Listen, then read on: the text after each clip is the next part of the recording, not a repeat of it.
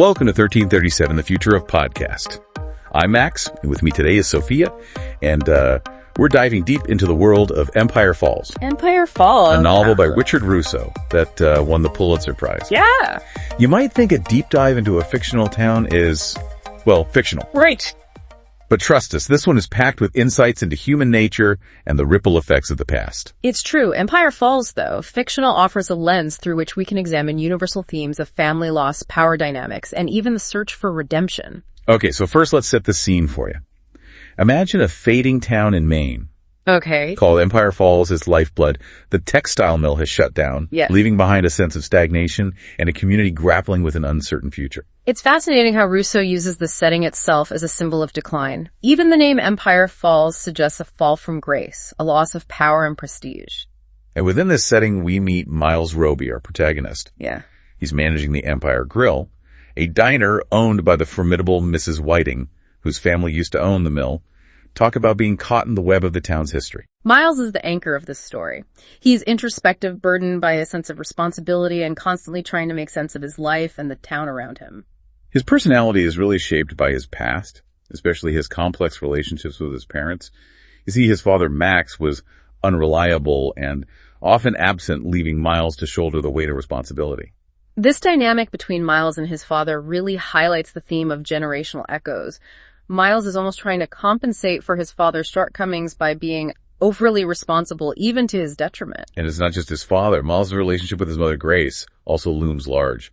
We only get glimpses of her through memories, but it's clear she made significant sacrifices for her children. It's almost like Miles inherited this sense of duty and self-sacrifice from his mother. He constantly puts others' needs before his own, even in his romantic relationships. Speaking of which, let's talk about the women in Miles' life, particularly his ex-wives Janine and Cindy Whiting, the daughter of the diner's owner. These women represent different facets of Miles' desires and struggles. Janine is seeking excitement and validation outside of Empire Falls, while Cindy is grappling with a past trauma and a complicated relationship with her mother. Their relationships with Miles feel almost like missed connections. Right. They're all longing for something more, but their paths just don't seem to align. It makes you wonder if anyone can truly find happiness in a place like Empire Falls. And then there's Mrs. Whiting, the matriarch of the town. Oh, yeah. She's a fascinating character, isn't she? On the one hand, she's a shrewd businesswoman, a relic of a bygone era, but on the other, she's shrouded in mystery and carries this air of sadness, hinting at a troubled past. What really struck me is how Russo uses her to explore power dynamics, not just within her family, but in the entire town. She wields her influence in subtle and not so subtle ways, and everyone seems to be caught in her orbit. Think about the symbolism of her decaying mansion, for instance. It's a visual representation of the Whiting family's fading power, yet it still holds a strange allure for the town's residents. It's almost as if the people of Empire Falls are clinging to the past, unable or unwilling to move on from the era when the mill was thriving and the Whitings were at the top.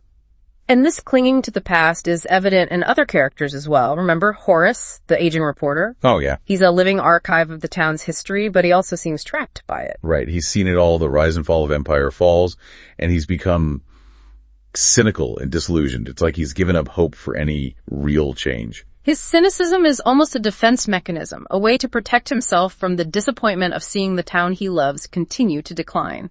And speaking of decline, we can't ignore the younger generation like Miles' daughter Tick and her friend Zach Minty.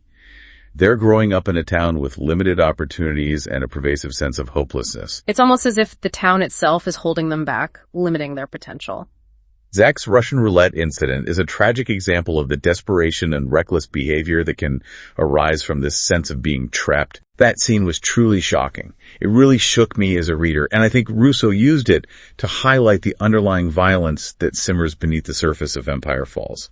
It's not just physical violence, but also the violence of poverty, neglect, and broken dreams. Exactly. It makes you question whether this violence is a symptom of the town's decline or whether it's always been a part of its fabric, hidden beneath a veneer of small-town charm. Those are some heavy questions, and it makes me think about the overall theme of Empire Falls.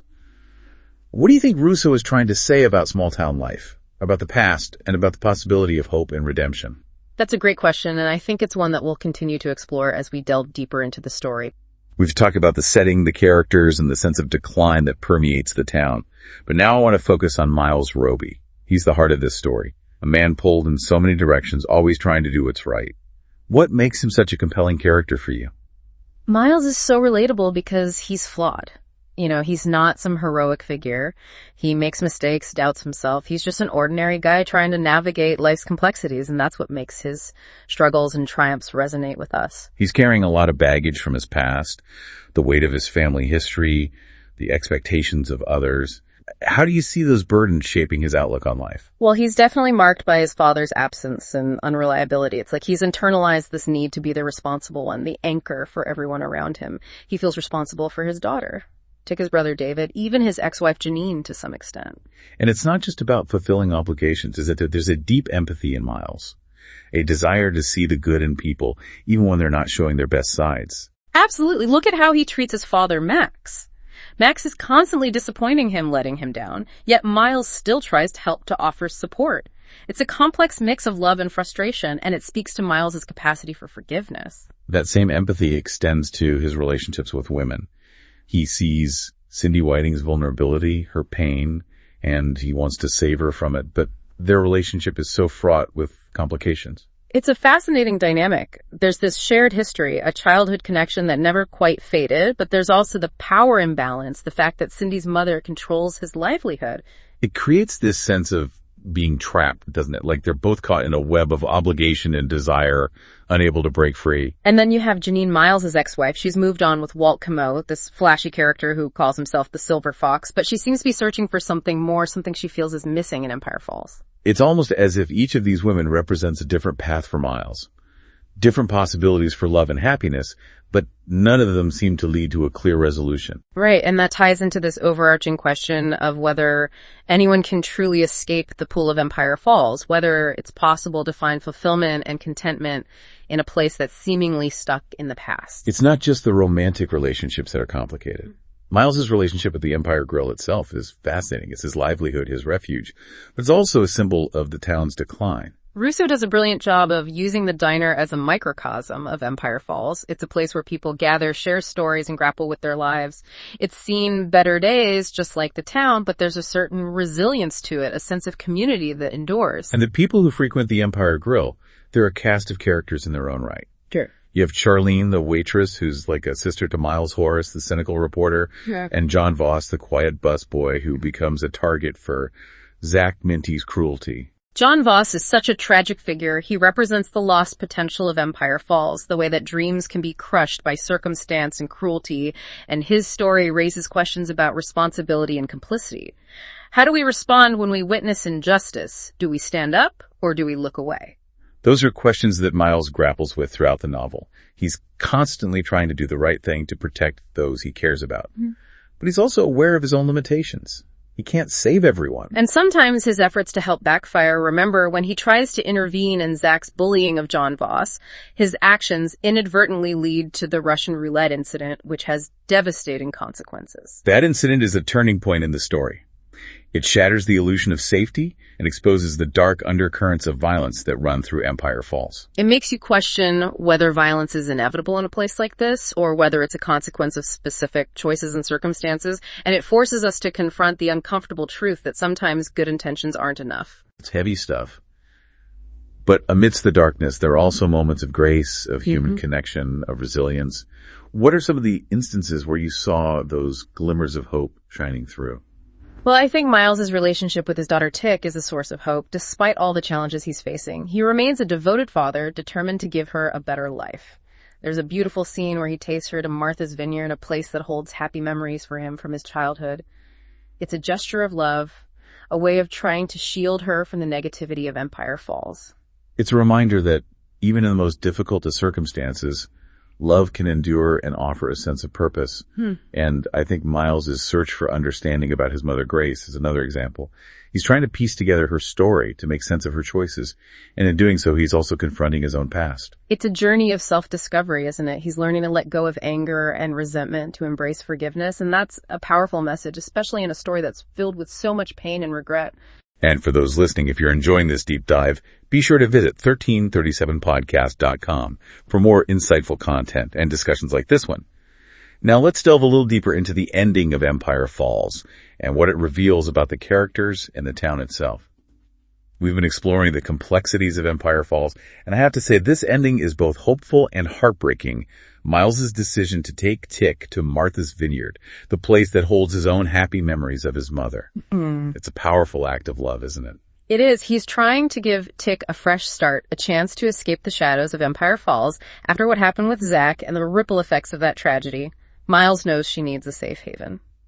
But he's not just protecting Tick, is he? It feels like he's also seeking solace for himself, a return to a simpler time, maybe even a chance to reconnect with his own past. That's a really insightful point. There's a sense of Miles coming full circle. He's returning to the place where he felt closest to his mother, perhaps hoping to find some understanding, some peace in the wake of everything that's happened. And it's interesting how Russo parallels Miles's escape with Cindy Whiting's decision to leave Empire Falls as well. They're both running, but for different reasons. Exactly. Miles is running towards something, a potential future for a building.